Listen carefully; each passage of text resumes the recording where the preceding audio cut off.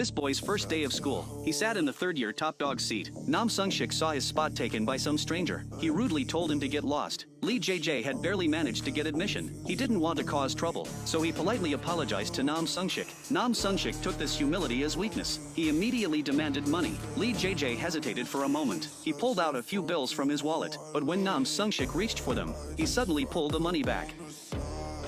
대신 부탁 좀 할게.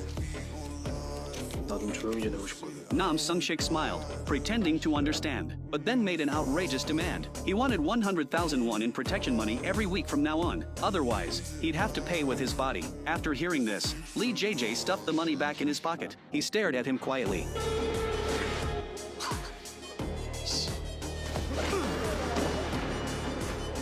너도 뭐 한가닥 한다는 거네? 잡았다. He made it clear again that he didn't want trouble, but Nam Sung-shik had already lost face. There was no way he could let this slide.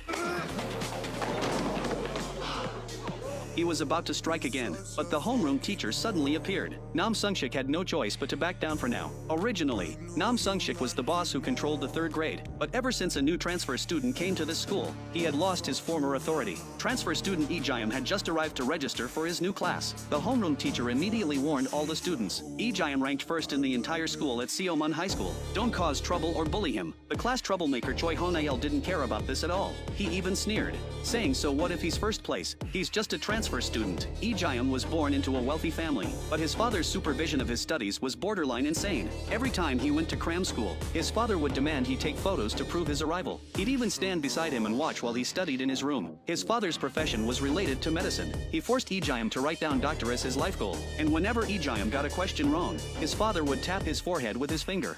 팀에게 집중하라. 집중하라. 죄송합니다. 나한테 죄송할 게 아니지. 다시. This environment made it impossible for Lee Jae-yum to sleep every night. It felt like an invisible hand was gripping his throat, suffocating him. The next day, Lee Jae-yum came to class. He happened to witness Choi Honael bullying a classmate. He pretended nothing was happening and returned to his seat. He looked desperately at the life plan his father had forced him to fill out. While he was struggling internally, Choi Honael accidentally knocked his Walkman to the floor, seeing that he didn't care at all, even pretending it didn't happen, especially when he saw him tapping a classmate's forehead with his finger. All of this reminded him of his father's behavior.